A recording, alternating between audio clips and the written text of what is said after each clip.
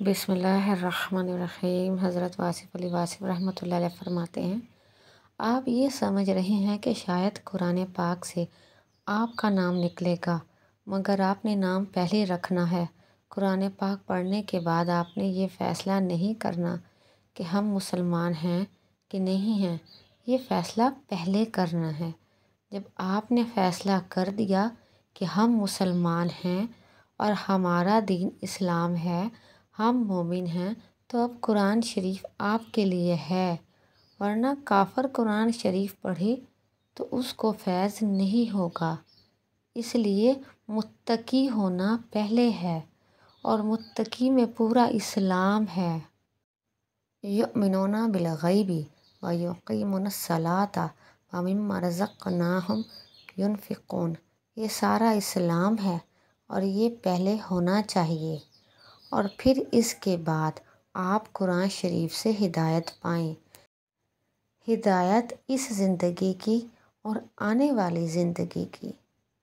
حوالہ کتاب گفتگو 28 صفحہ نمبر 142۔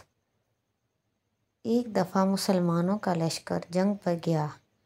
ایک یہودی نجومی نے انہیں بتایا کہ اس معرکے میں تمہارے ستاروں میں شکست لکھی ہوئی ہے۔ وہ لشکر فتح کر کے واپس آیا اور نجومی سے کہا کہ اب بولو، تم نے تو کہا تھا کہ شکست ہوگی، ہم تو فتح کر کے آئے ہیں۔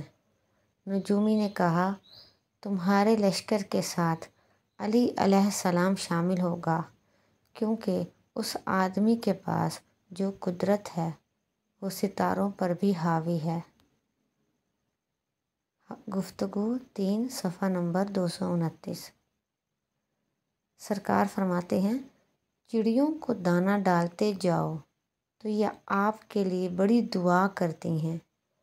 گھر میں رہنے والا یہ چھوٹا سا پرندہ گھر والوں کی حفاظت ہے۔ جن دنوں میں چڑیاں گھروں میں بولنا بند کر دیں گی تو گھروں میں عافیت ختم ہو جائے گی، تو ان کے لیے جگہ بنا دیا کرو اور تھوڑا سا دانہ ڈال دیا کرو، وہ خود بخود ہی آ جائیں گی۔ آپ نے دیکھا ہوگا فقیروں کے گنبد پر کبوتر ضرور آ جایا کرتے ہیں، یہ عافیت کی نشانی ہے۔ کتاب گفتگو 25 صفحہ نمبر 75۔ حضرت واصف علی واصف رحمۃ اللہ علیہ فرماتے ہیں، آپ اپنی زندگی بناؤ، ضرور بناؤ، لیکن زندگی کو بوجھ نہ بناؤ۔ تو آپ جو زندگی بنا رہے ہیں اب اس کو بوجھ نہ بنا لو۔ اس طرح زندگی آزمائش ہے اور تمہیں ہر ٹربل دل کی تکلیف ہو جائے گی۔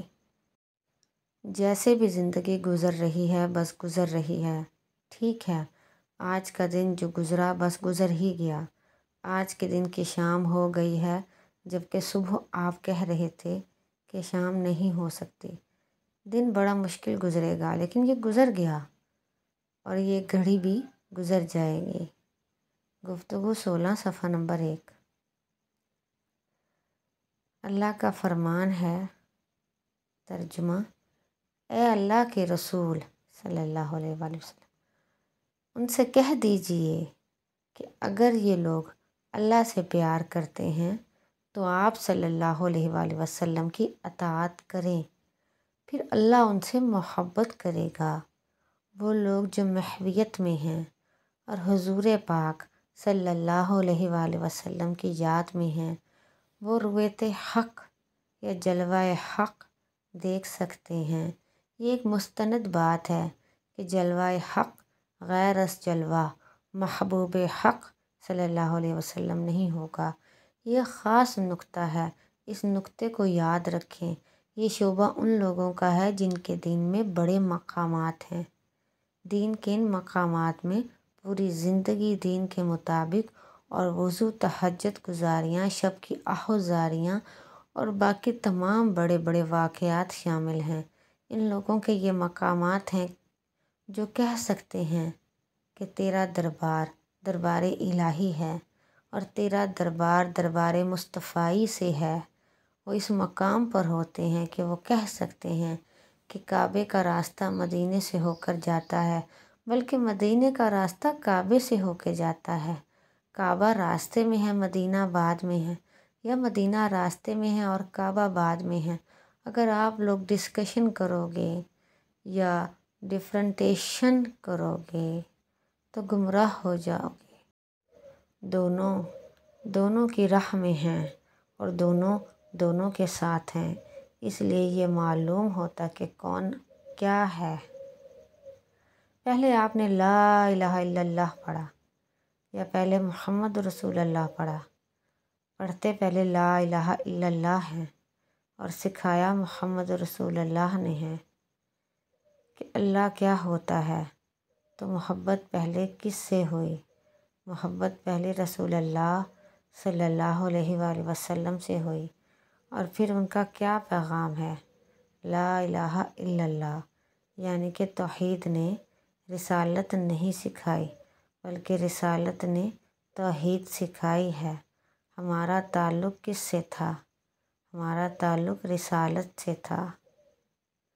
ہمارا تعلق تو رسول خدا صلی اللہ علیہ وآلہ وسلم سے تھا کہ انسان ہیں، کچھ فرما رہے ہیں، کچھ باتیں بتا رہے ہیں، کچھ ریلیشن بتا رہے ہیں،